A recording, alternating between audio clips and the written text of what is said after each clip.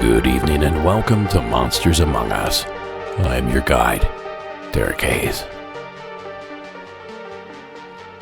How's it going, fellow spooksters? It is great to have you back with us here this evening for another deep dive into the unpredictable world of the paranormal. Now I have a doozy for you here this evening. A variety of calls all stemming from one place in particular. Albeit a huge place, but a place nonetheless. They call it the Lone Star State, and it's the second largest state in our union.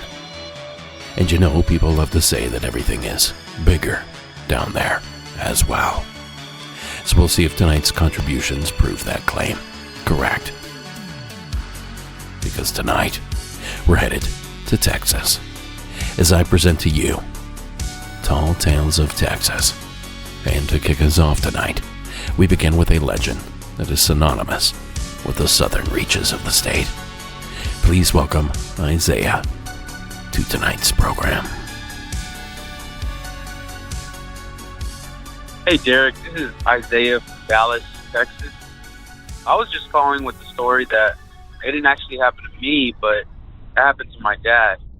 I heard someone on the podcast talking about a lechuza. It's kind of a Mexican thing. A lechuza is basically a witch that can transform into an owl, but of course the owl is a lot bigger than just a regular sized owl. Now, my dad was raised in the middle of the city, so there's no reason why there would be an owl.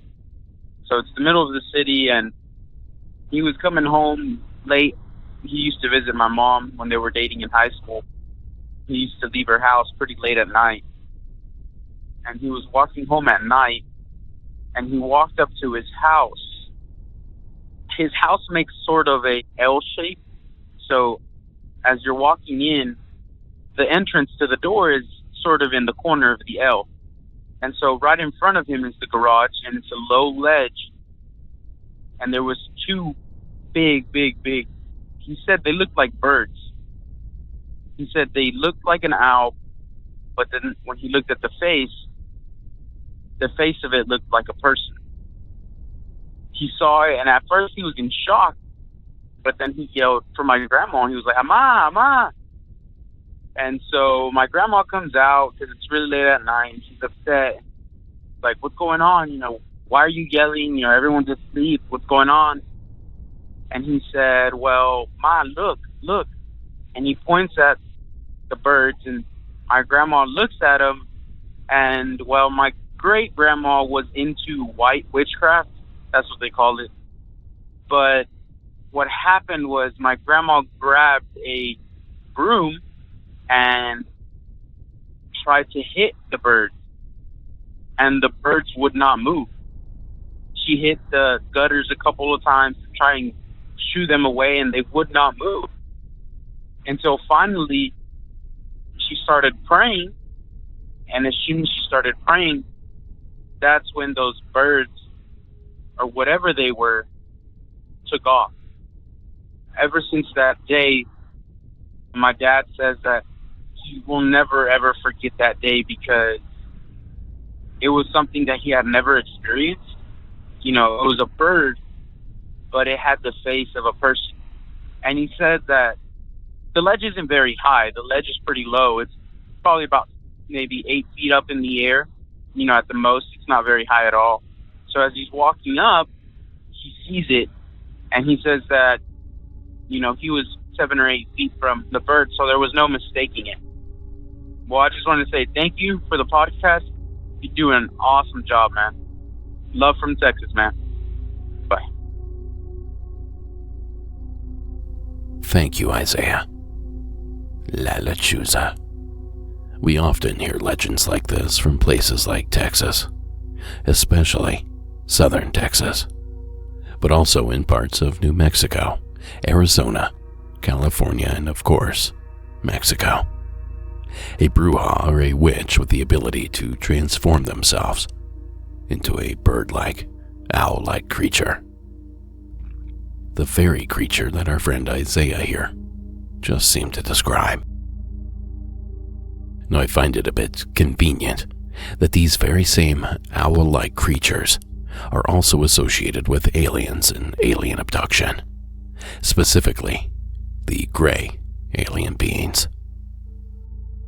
It seems that some of these entities use owls as some sort of screened memory, possibly to help abductees forget all about the heinous, torturous experiments that they just gone through.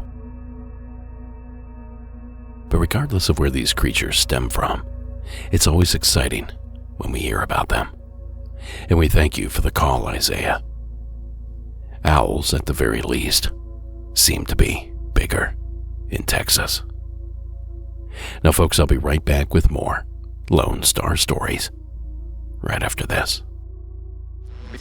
Yeah, they had a losing record. They're 15 and 17. They're 8. This message is sponsored by Greenlight. Remember summertime as a kid, playing outside until the streetlights came on, riding bikes, setting up a lemonade stand, and even learning to earn and manage a buck. With school out, summer is a great time to teach your kids real-world money skills they'll use forever. Greenlight is a debit card and money app made for families that helps kids learn how to save, invest, and spend wisely. Parents can send money to their kids and keep an eye on how they're spending and saving. Meanwhile, kids and teens build money confidence and skills in a fun, accessible way that feels more like a game than it does a lesson. The Greenlight app also includes a chores feature where you can set up one-time or reoccurring chores customized to your household and reward kids with an allowance for a job well done. My 9-year-old nephew was just visiting us from Ohio, and he was talking about Greenlight and how it's helping him learn to save up for a new computer. I wish something like this was around when I was a kid. I probably could have managed my hay baling money a lot better. Now, Greenlight is the easy, convenient way for parents to raise financially smart kids and families to navigate life together. Maybe that's why millions of parents trust and kids love learning about money on Greenlight, the #1 family finance and safety app. Don't wait to teach your kids real-world money skills.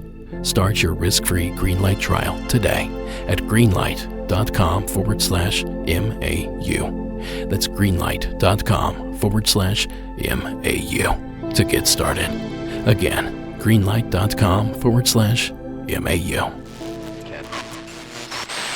To in the collection of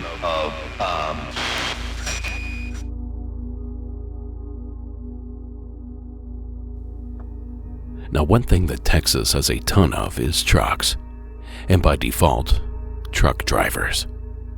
So what do you say we take a call from someone in that profession? Jordan, welcome to the program.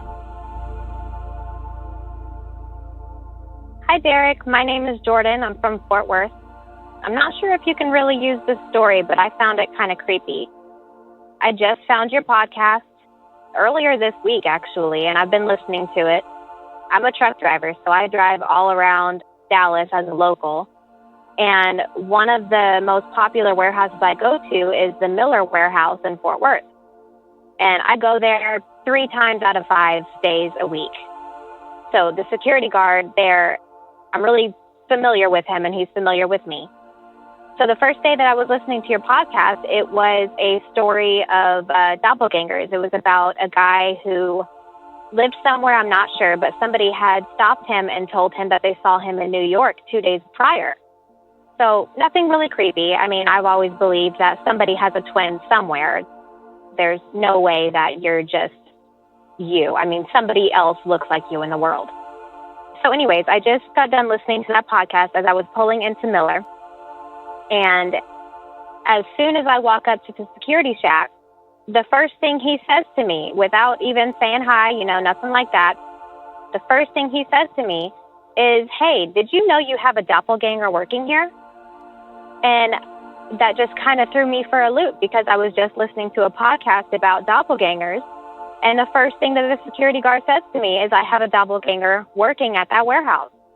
And I was like, wow, that really shook me. And that wasn't the only time. There was a yard dog, a guy that moves around trailers in the yard for the company.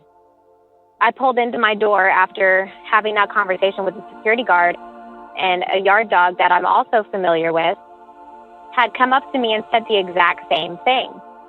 And it was very creepy to me knowing that, I'm listening to this podcast and two people within the span of, I'd say about 30 minutes, say the exact same thing to me of the exact same thing that I was listening to. So I love your podcast, and I wonder if anybody else has that kind of experience of listening to it and, having that type of coincidental experience that's a little too coincidental to be a coincidence. But okay, well, thank you for your time, and keep doing what you're doing. Bye. Thanks, Jordan. Seems like the coincidences are bigger in Texas as well. But believe it or not, I've experienced something similar to this, although I admit mine was purely coincidental. But a few years back, when I was visiting my home range back in Ohio, I was driving from Sarah's mom's down to where both my parents live, in my hometown, which is only about a 2-hour drive. So to pass the time, I popped in one of our friends' podcasts, Shannon LeGros, Into the Fray. I just selected a random episode I hadn't heard before.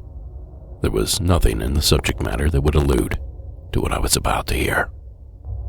But just as I was driving past Salt Fork State Park, there on I-77, a known Bigfoot hotspot, Shannon and her guest began talking about Bigfoot experiences there. And the specific location that they were discussing was just a few hundred feet from where I was currently driving. So I get it. It feels weird. It feels like you're being singled out. And it feels like you're somehow connected to all of this. And maybe you are, Jordan. Or maybe your doppelganger is. Either way, thank you again for taking the time to share the phone call. Now, folks, if you have a spooky story you would like to share here on the show, a true story, give our hotline a call at 888-608-NIGHT. That's 888-608-NIGHT. Or record your story on the voice memo app on your phone and email it to me at monstersamonguspodcast@gmail.com. No matter how you reach out, we're dying to hear from you. And we're also dying to hear from this next caller as well. Ismail, welcome to the show.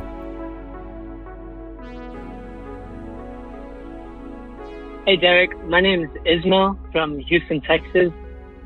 I was driving down the 99 going towards the Woodlands area. If you're from Houston, you know exactly what I'm talking about.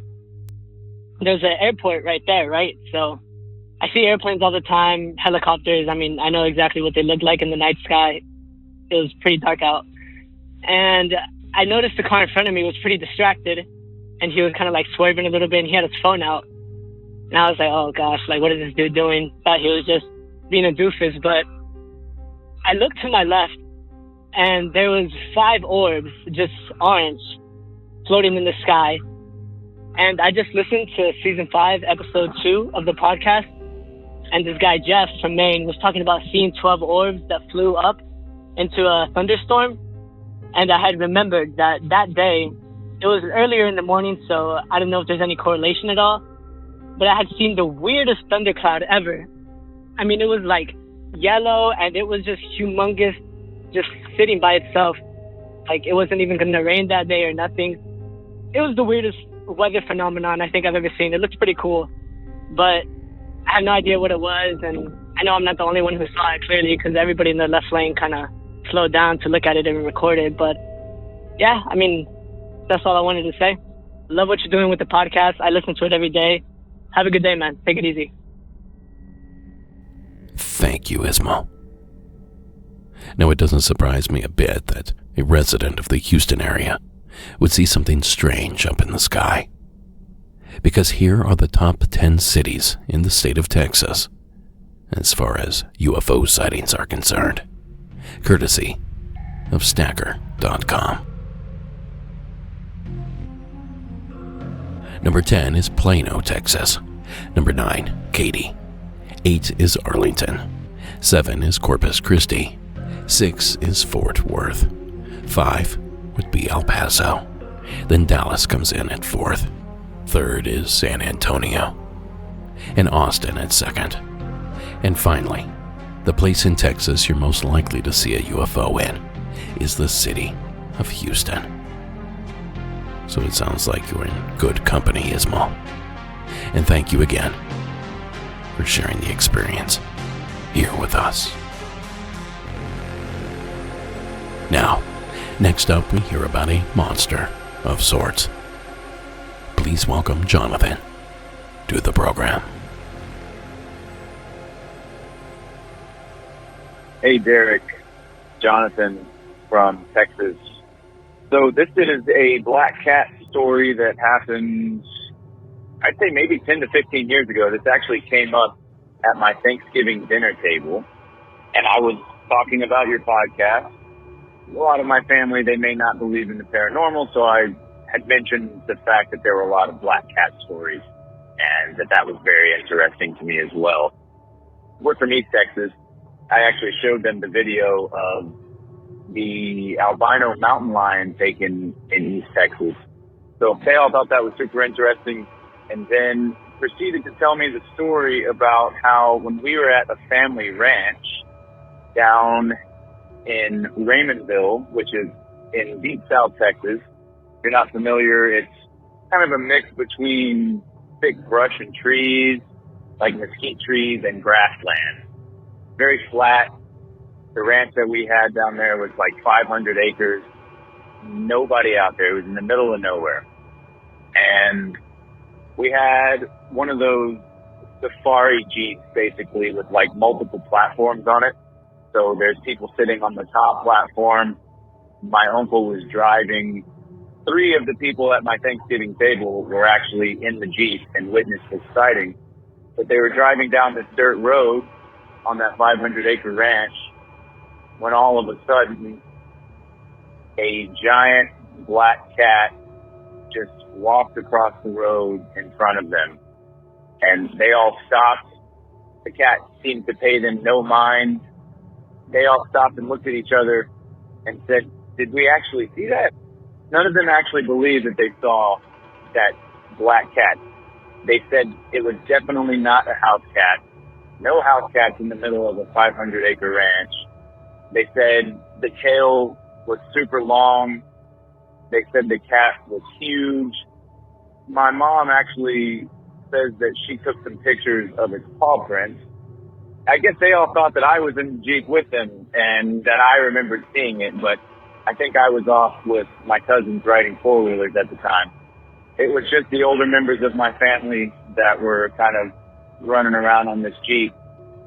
They told one of the ranch hands, I guess that lived at the ranch full time, that they had seen this black cat, and he was ecstatic, over the moon, that somebody else had also run into this cat, because he had seen it 2 or 3 times already, and nobody believed him.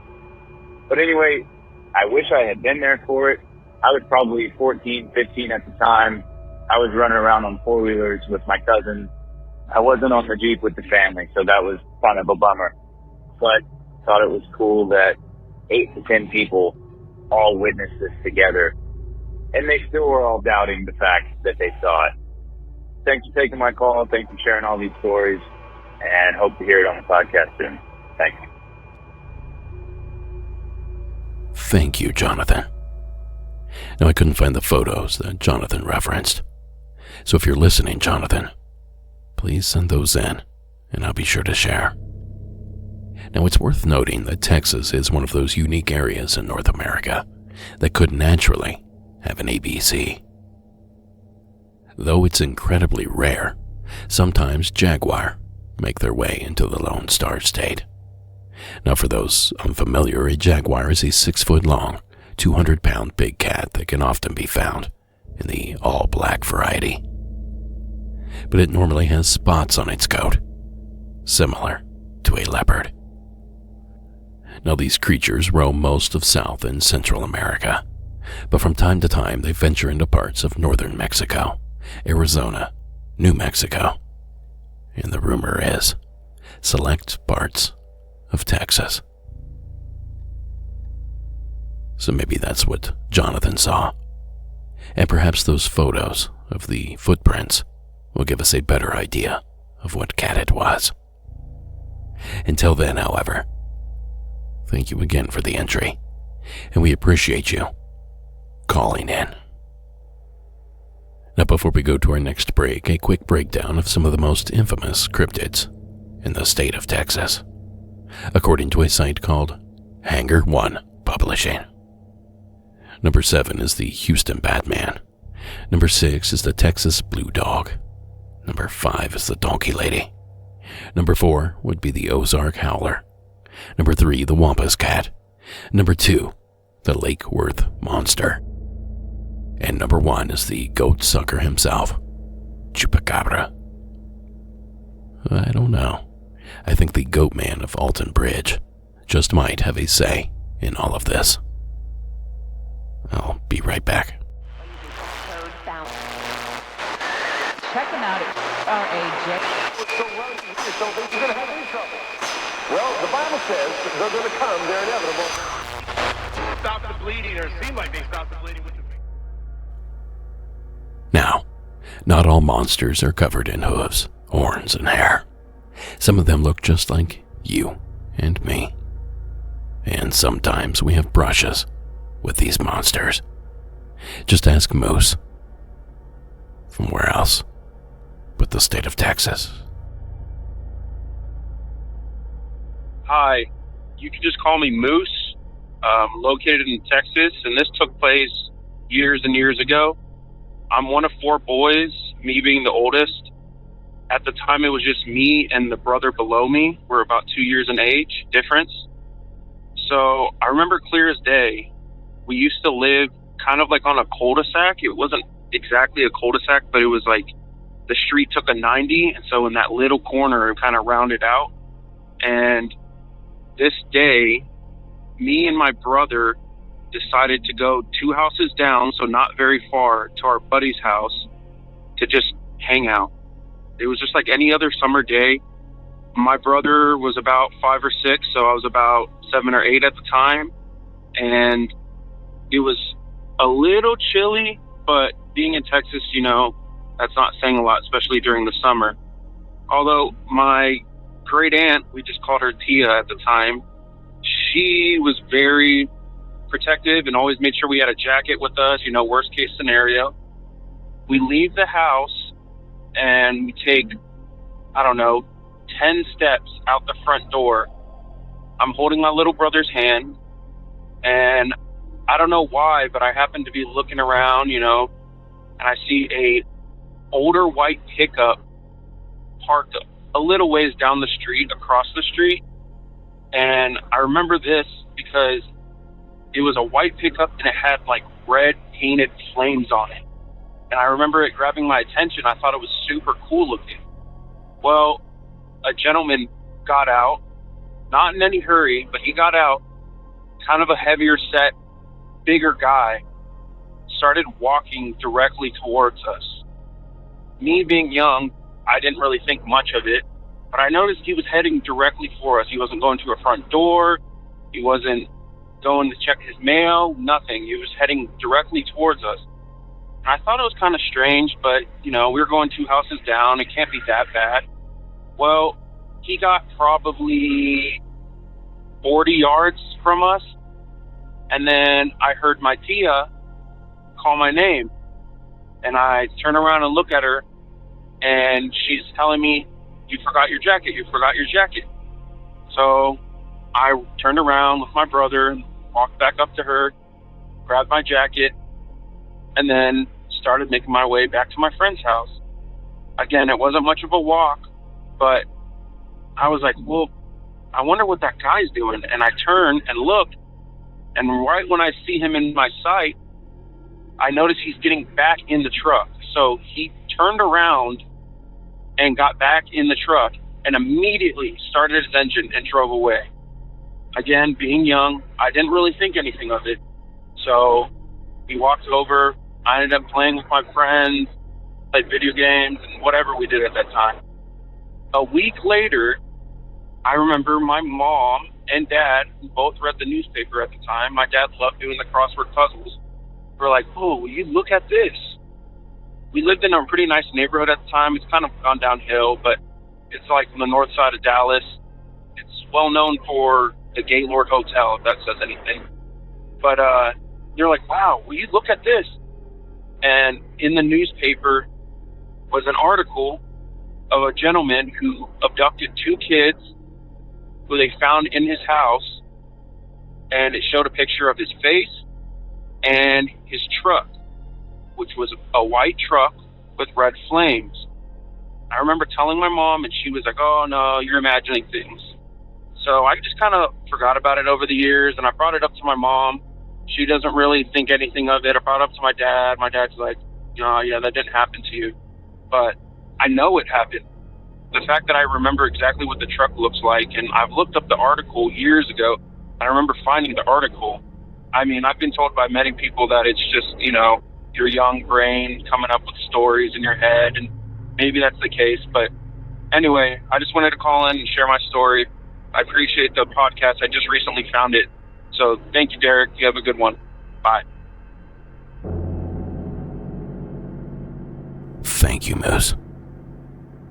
Wow, that sounds like a near miss to me.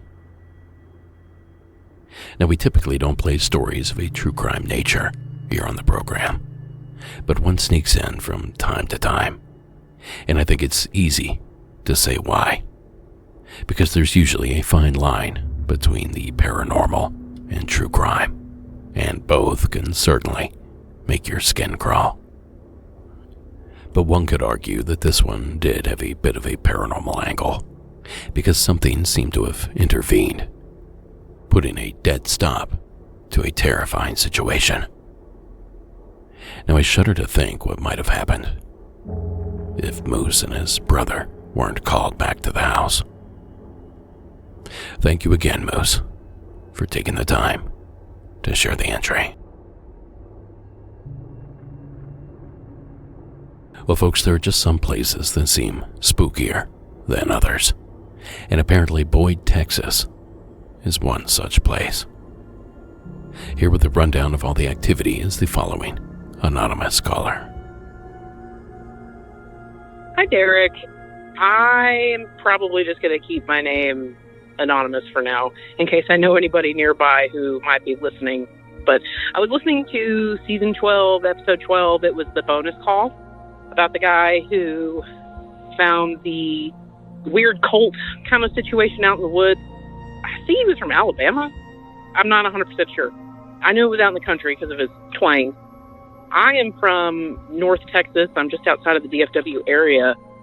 And I've grown up here my entire life. I've lived out here. And I met a guy when I was 19 years old. So this was 13 years ago. And we went out on a couple dates. And on the second date, he took me out to a place while I was letting him drive my car, which was really stupid, to a place called Deep Creek, which is in a town called Boyd. And a little bit of background on Boyd. It's a really small town. I think it's probably less than 5,000 people or something. Like, when they got a Sonic there, it was a big deal. And the thing about it was that town back in the day these are things that I've been told through local lore. I haven't actually researched on the internet, but back in the day, there was a really large KKK presence in that town, and they had a really big rally. And that presence, I don't know if it still lingers. I don't know if there's any like Klan meetings or anything like that. I have no idea. When he told me that on our date, it left me very uneasy. It was just really weird to me because, I mean, I know that that's out here, but it's still like, it's super sketch. So he took me out to this road and told me a story on the way there about this road. And it was, he had gone out there while he was still in high school. Him and a friend, they took a couple dates out there. And they said, okay, local legend is if you get to this bridge, your car is going to shut down or something. So I don't remember how far down the road it is. I think it's a few miles. And when you make it over this bridge, your car is going to shut down. Like, that's just what always happens if you make it that far. And so he said that they drove out there and made it to the bridge. And he drove an old pickup. And if I go into too much detail about how that pickup looked, people will definitely figure out who he is if anybody in this area is listening to this podcast. They went out there and they said they got to the bridge and the car shut down, and he swears up and down that this is what happened. And they got stuck there for a few minutes. They're freaking out, and he described a feeling of being watched while he was out there on the bridge trying to get his truck started again. And granted, I'm aware it's an old truck. There's plenty of reason that it could have just shut down or quit working because it's old and wiring and things like that. But he swears up and down he thinks it was the bridge. He says it didn't happen a lot with that pickup. So what happened was when we were going out there, I let him drive, and we were going down this road, and it's right off of 114, which goes through Boyd. It's a dirt road. So we pull down this road, and he swears before we ever even made it to Boyd, he told me that animal sacrifices still happen out there. Like, people do them, and they leave evidence in the road and blah, blah, blah. He's like, I bet we'll see a dead animal in the road. I'm like, this is the country. We're going to see dead animals in the road. That's the stupidest thing I've ever heard. He's like, I bet you we see one anyway. Like, he was very adamant that we would. And so we were driving down a little bit, and we see something up in the road, and he pulls up to it, and it looked to me like a lamb or a goat. And it was wrapped up in like a tarp or something. It was really weird, and it freaked me out. And I was like, get me out of here now. Well, I mean, just to add to the story, the rumors are that the KKK still has a presence there, or there's like some kind of witchcraft going on. They can't figure out what it is because there's animal sacrifices and possible human sacrifices and blah, blah, blah. It's a lot of local lore, but that is pretty much all I have on that. I will say that the goat or lamb in the road, I mean, it had hooves, it was white, it was really fluffy. So it could have been more of a lamb, but that's just something that we saw, and it freaked me out, and I wanted to get out of there, so I had him leave with me. And I don't think I've ever been back there since. I feel like I would remember if I had. That just terrified me, and I never really had the desire to go back. I guess I could now just to kind of face my fear. Who knows? It's growing so fast out here in this area. It's probably all developed land or something now. There's probably a bunch of new houses popped up and some little cookie cutter neighborhood now, but that's just the way you entertain yourself in small town Texas. You know, you hang out at Sonic and you go down Deep Creek and check that out and scare each other half to death. But I spread that, you know, lore to my friends that were still in high school at the time. I let them know, hey man, I went out there, you should go check it out. And there were so many teenagers after that went out there after I went out there, and they come back and be like, oh my gosh, dude, it's so scary. But I really love your podcast. Thanks for what you do. Thank you, caller. Like I said, some places just seem spookier than others. And perhaps Boyd is one of them. Now, we wrangled up the top 5 most haunted places in Texas. And surprisingly, Boyd was not listed. But the following list is from the Austin American-Statesman, a major daily newspaper that's survived since 1871. The Driscoll Hotel down in Austin. A hotel said to be haunted by the original owner and cattle baron, Jesse Driscoll, along with a jilted bride and the ghost of a young girl. Then we have the Texas State Capitol, also in Austin. where there's said to be a mysterious lady in red who haunts the 3rd floor of the Capitol Dome. The USS Lexington, now retired in Corpus Christi.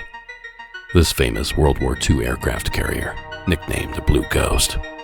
Visitors frequently hear and see strange things. Then we have the Presidio La Habana in Goliad.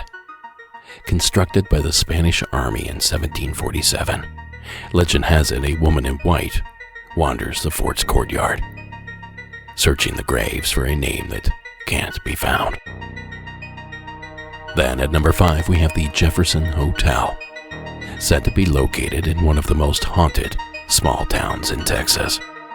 Guests of the hotel have experienced whispers from nowhere, knocks on the wall and headboard, and the smell of cigar smoke in the air.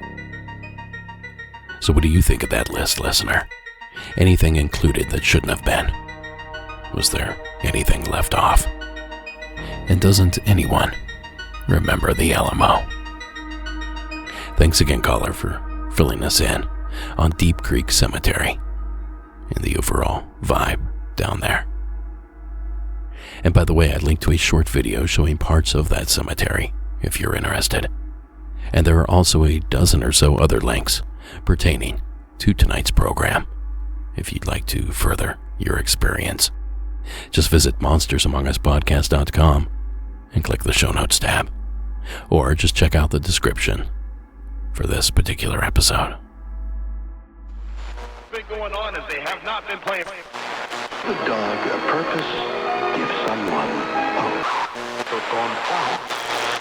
As side of him, I don't know, but... Now, not all haunted places are ancient hotels and run-down battleships. Sometimes your everyday, ordinary places can hold a presence as well. If you don't believe me, just ask James. Now there's a brief mention of suicide in the following call. Hey Derek, this is James from Houston. About 7 or 8 years ago, I worked in the mall right around my side of town, and I worked in the Spencer's Gift. If you know Spencer's, it's like t-shirts, music, edgy body jewelry, stuff like that. And our store was actually haunted. I think it was the whole mall, honestly, but our store had a lot of activity.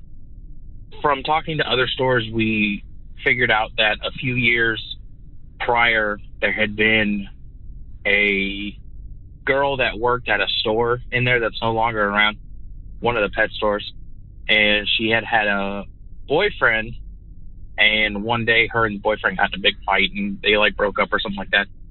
And he had came to the store and killed himself in the store in the middle of the mall. And everyone in the mall thought that that was who was haunting the stores. And specifically in our store, some weird things would happen. We had one of our female managers. She said that when she was closing one night, there's no one in the store except for her and the other closing employee, and they were up in the front folding shirts, and she was in the back counting the registers. And she said she had felt someone not tap on her shoulders, more like a push, but not like a violent push, just like a nudge on the shoulder, I guess. And she looked up and she looked around trying to see if she could see anyone. She couldn't see anyone, and it freaked her out. We actually watched the cameras, and on the cameras you can see her shoulder move a little bit, and you see her head go up and look side to side trying to see if there's anybody around her, and there wasn't. Another thing that happened is we'd close at night, and when you close, you'd have to straighten up the whole store, pick everything up off the ground, make sure all the shirts are folded right, and, do all that. And in the morning when we would come, there would always be merchandise on the floor. Sometimes things can happen. Maybe the AC kicks on and it hits just right and it knocks a t-shirt off of a hanger. Stuff like that happens. But it would be so consistent, and it would be something different every night. If it was just the same t-shirt every day, you'd be like, oh, it's the whatever. But one day it'd be a hat, the next day it'd be a wallet, the next day it'd be a t-shirt, just a bunch of random stuff. And what was weird is again, we watched the cameras because we thought someone was coming in and like going through the store. And on the cameras, you would never see the thing fall on the floor. It would just be there. We would watch it, and we had to be there at like 7, and they leave at like 10. So you'd start the camera at 10, you'd watch till 7, and there would be a point in the middle of the night where it would seem like the thing would just appear on the floor. The camera wouldn't catch it moving from the shelf to the floor, is what I'm trying to say, which was super weird. It was just like it kind of just appeared on the floor. And, you know, a bunch of other small stuff like that. A few of the coworkers said that they heard whispers and stuff. But the most compelling piece happened to the head manager of the store. You know how the mall stores, they have like a little gate that they close? You know, they pull down whenever it's closing time so no one can get into the store. Well, our store, the top half was like a chain link fence, and the bottom half was solid. So if you were sitting on the ground or like squatting or something, you wouldn't be able to see through the fence, but then as you stood up, you could see through it. So my boss gets there in the morning, and when you look through the fence, you can see all the way to the back of the store, and yeah, obviously there was nothing, we were closed. So she bends down, and as she bends down, she gets to the part where she can't see through, so her vision is obstructed by the gate. And she unlocks the gate, and she stands back up to pull it up. And she says as she stands up and looks down the thing, she sees a guy standing back there. He was like turned away, like looking at the shirts or whatever was in the back of the store at the time. And she described him as wearing maybe like a football jersey, like a green football jersey, something really noticeable, something really like eye-catching.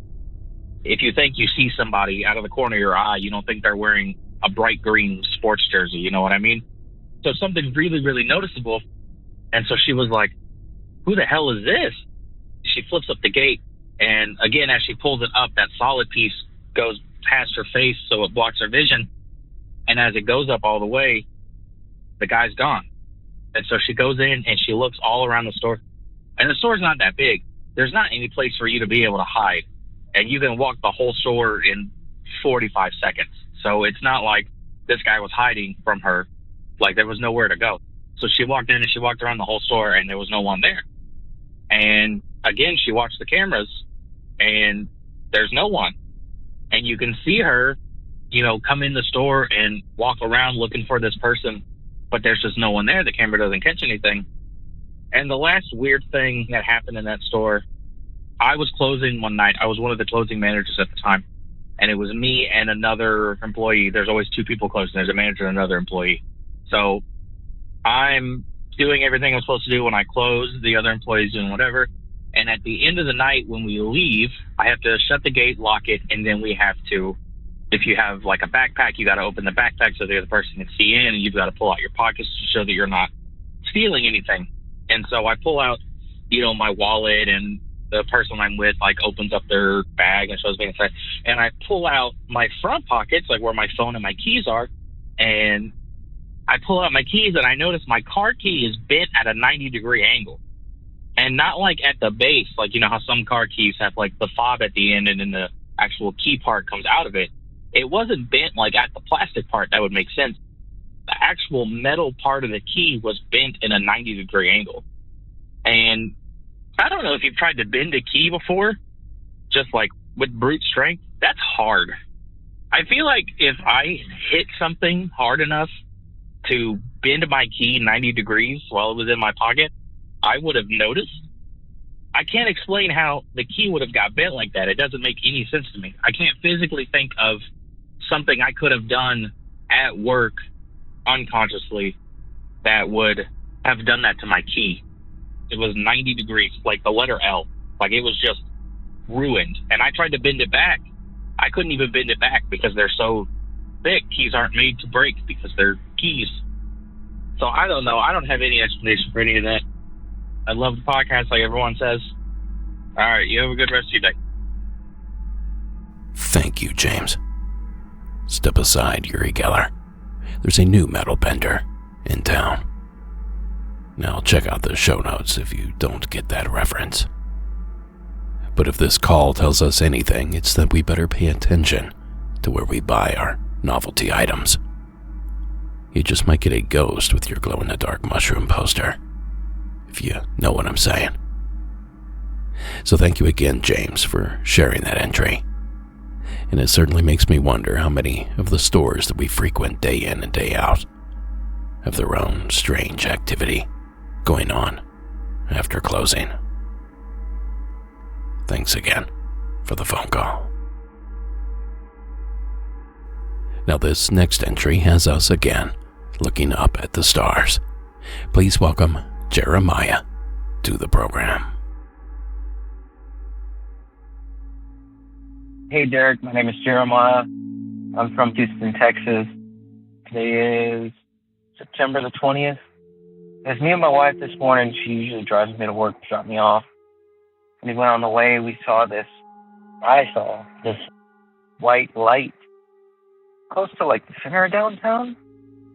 And I know like sometimes, you talk about if it's an airplane in the distance, it looks like it's hovering, and it did. But it didn't have the usual like green or red or blue and red signals that are usually on a plane. It was more of just this white light just hovering. And I was thinking too, it could be a helicopter, but I looked at it for a while and it wasn't like it was moving around. It was over one particular area, but then again, how helicopters will sit in one area, especially if they're reporting traffic or an accident. But, I just thought I'd call this in. Really love the show. Have a good one. Thank you, Jeremiah. It sounds like you're seeing the same thing that my dad has been seeing back at his place in Ohio. Now, he sent me a video of it just the other day, and I doubt he'd mind if I shared it. So check out the show notes and tell me if you think you know what that is. Now, Venus can look incredibly close sometimes, and I thought maybe that's what he was seeing. But my dad swears he saw it zoom off while the camera wasn't rolling. Go to monstersamonguspodcast.com and click the show notes tab to take a look. And maybe you should take a peek as well, Jeremiah, and let us know if that's the same thing that you saw. Thank you again for calling in.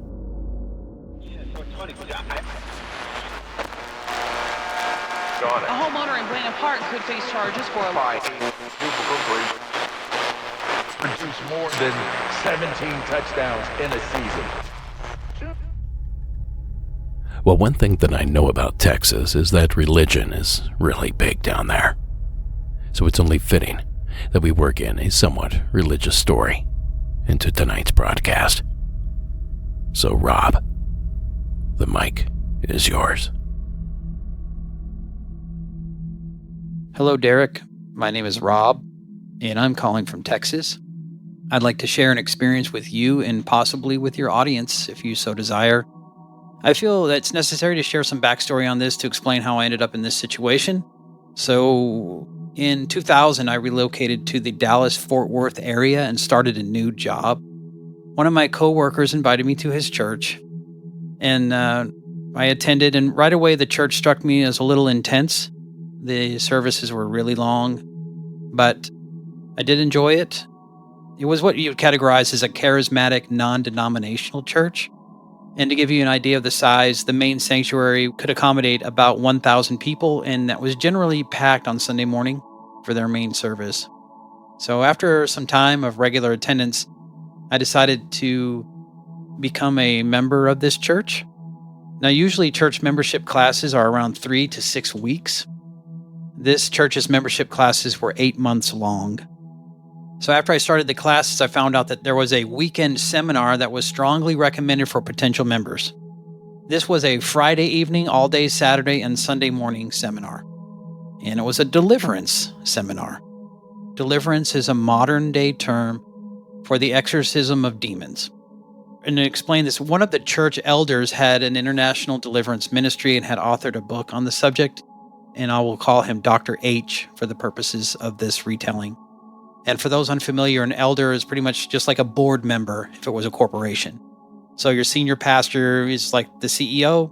The board of elders will be the board of directors. So Dr. H was pretty influential in this church, but not in direct leadership. So as time went on, I participated in this deliverance seminar not once, but twice. Each time there were lay ministers involved in the actual deliverance process. I saw a few people do what they called manifest. And well, that is to say they exhibited some strange behavior during the deliverance process. Some of the behavior could have been attributed to psychological problems, but I did see one lady in particular contort her face in such a manner that seemed not humanly possible. She kind of looked like the clown in the kid's bedroom in the first Poltergeist movie. Her eyebrows raised up pretty high and her neck seemed too long to be naturally that long. That was the only thing I saw that couldn't be explained away with some psychological issues. Some time went by and I ended up getting promoted into a teaching position and actually was involved in teaching one of the classes in the 8-month-long membership class. One day at a teacher's meeting, they announced that Dr. H was having a week-long deliverance school. I didn't have any money, and the school was pretty expensive. I casually mentioned that I would like to go, but I couldn't afford it. Immediately, one of the other teachers asked me if I would go if he paid my way. I said yes, not knowing exactly what to expect, and my job at the time was able to give me a week off with pay. I had a pretty good position with benefits, but I didn't have any extra money. So that's how I ended up going to this week-long school for deliverance ministry. And at the end of the week-long school, then I would be eligible to be a lay minister in this weekend seminar for other people. So like the first morning of the first day of school, we were told to get into groups of 3. We were going to take turns taking each other through this deliverance process. So one person would be the minister, one person would be supporting the minister, and the third person would be, for lack of a better term, the patient. Although I want to let you know, we never used the term patient and nobody ever used that term. I'm just using it now for clarity. So I started working with these 2 guys at my table. I didn't know these guys. And we started casting out demons off of each other, which, there weren't any. This was just an exercise. Within just a few minutes, I suddenly heard 2 or 3 women gasp loudly from across the room. Some chairs being shoved around. I turned around and see this guy on the floor. He's on his belly with his arms straight down to his sides and his legs straight back. His head is up at a right angle, has this blank expression on his face, and I think he actually maybe looked a little bit terrified. And the guy was slithering across the floor like a snake. He's going very fast. And I've never seen anybody move their body like this. I've been around athletics for my whole life. I was in martial arts for a while, and I've seen people do some incredible things. I've never seen anything like this. I don't even know how it was possible. It was almost like watching one of those old-fashioned movies where they play it a little bit faster than it actually happened. And he moved across the floor fast, okay? Like he was trying to get away from us, or the people who are praying over him or whatever. In the corner of the room were a bunch of large folding tables leaned against the wall, and there was a space on the floor between the table and the wall that formed a little dark place. This man slithered into one of those dark places and kept moving until he was out of sight. He just hid in there. So I'm freaking out, everybody's freaking out, and I'm thinking they were going to clear out the gym and get the most experienced deliverance ministers to rally around Dr. H and confront this man, and we were going to see some real demonic activity. I had no idea what to expect. But instead, Dr. H just stood up and told everybody to get back to work. So we did. All morning he hid in there as we continued the lessons. Lunchtime comes, and we all go into another part of the building to eat. I'm sitting at a table, there are 3 other guys, and we're just making small talk. What church do you go to? Where are you from? We're eating our food, and after we're done eating, it's been a little bit, this guy walks in, the snake guy. He just looks like he's been in a deep sleep, and he's looking around like he doesn't know where he is. He comes over and gets a plate of food, and he walks over to where we were and just sits down with us. And I'm like, okay. And one of the other guys is like, hey, where are you from? He says what part of the Metroplex he's from. He tells us what church he goes to, and then we get up and go back into the room.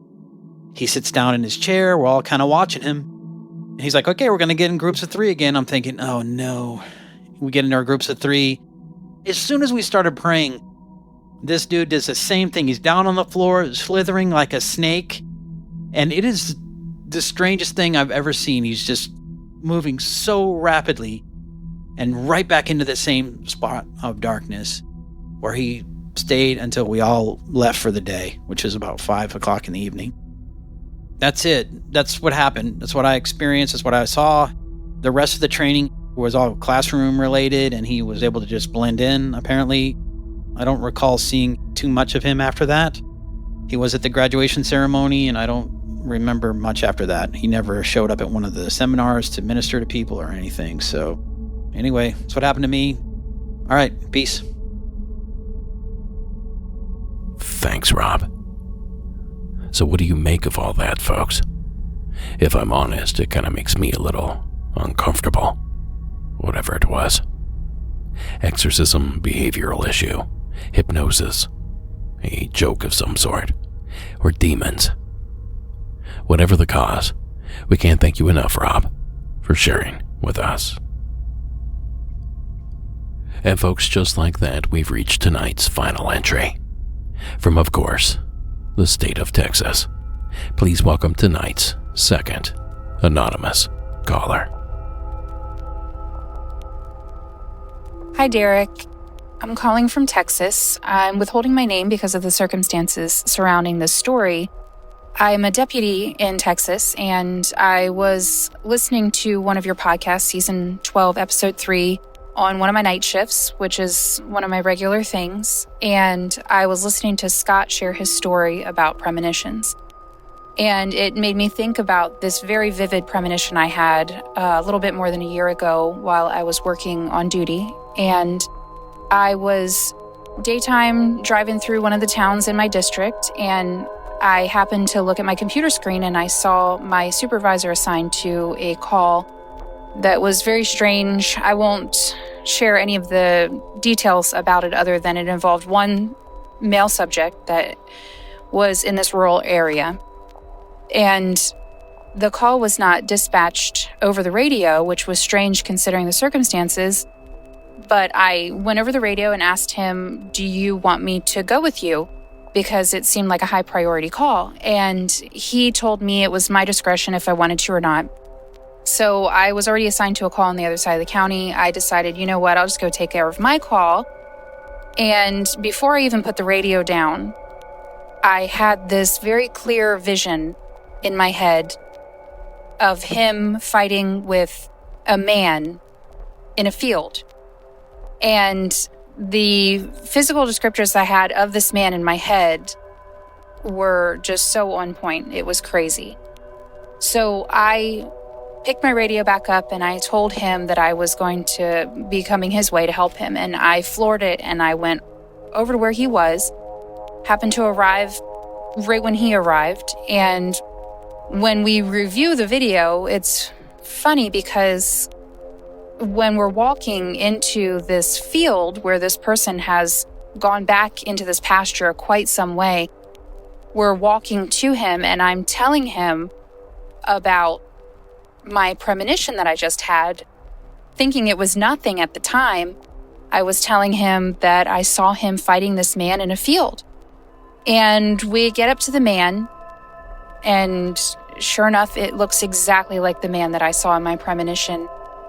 And we fought him for 20 plus minutes until other deputies arrived. And it was just really crazy, blew my mind that I saw that happen before I went.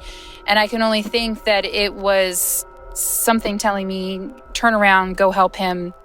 This is what he's about to get into. So just a few days ago, I'm on night shift working with him. There's about 10 of us on duty. So the chance of me experiencing this with another person statistically is pretty low, but he was assigned to check out this woman that was walking down the highway in the middle of the road. And it was way out of my district, but I heard him assigned to it, and I immediately saw him wrestling with this woman on the side of the highway. And I thought, I will have some involvement in this, and I really don't know why. I assigned myself to a totally different call, and I headed towards that call to look for a suspicious vehicle, and cleared my call, turned around. He had cleared his call, couldn't find the woman. turned around on the highway, started heading back. I was on a phone conversation with another deputy, and all of a sudden I almost hit this woman in the middle of the highway. And it was dark out, and I pulled my car over, and I tried to speak with her, and she was argumentative at first, and he showed up, and of all the people, he showed up, and we started wrestling with her right there on the side of the highway. It's just strange. I've never experienced this any other time. I'm not sure what it's all about, but it's helped both of us out, apparently. But I really enjoy listening to your podcast while I'm working. I recommend it to a lot of people. Thanks. Thank you, caller, and thank you for recommending the program. Not only to help us grow, but to bring in new calls as well. So we truly appreciate it. Now, as for these premonitions, it seems like there's no doubt that they're happening. If things went down as our caller said they did, that is. But the big question that I have here is this. Are these visions all-encompassing? Or do they only pertain to the caller's colleague? Because the pattern would suggest that the connection only lies between those two. But regardless of any explanation, it's at the very least a wild coincidence. And we really appreciate you taking the time to share it with us here tonight, caller. And for God's sake, if you have the vision again, you'd better listen to it. And that's going to do it for tonight, everyone. A huge thanks to all of tonight's Texas callers. And a big thanks to you, dear listener, for taking the time to tune in. Now, Monsters Among Us podcast is written and produced by me, Derek Hayes. Copyright Red Crow Media. Additional support is provided by Sarah Carter Hayes, Delaney Bowers, and Connor Ryan. All media used in this production is done so under the protection of fair use. Give us a like and follow on our social media pages. Join our Discord server. Give us a rate and review wherever that sort of thing is possible. And of course, give us a like and follow on YouTube as well. Don't forget you can catch the show every Saturday evening at 10 p.m. Eastern on the UNX Digital Network. Just visit unxnetwork.com to tune in. And finally, tonight's score was provided by Iron Cthulhu Apocalypse, Co.ag Music, and Carl Casey at White Bat Audio. Now don't forget to watch our film Shadows in the Desert. Visit BorregoTriangle.com or check out Tubi or Amazon Prime to tune in. And the international screening announcement is coming up probably next week, so stay tuned. And lastly, don't forget to visit us in the Beyond, the after show that we explore each and every Thursday. Just visit monstersamonguspodcast.com and click the Patreon tab to learn how you can sign up. Now I'll see you all back here on Thursday with a brand new installment. But until then, y'all keep it spooky and have a great night.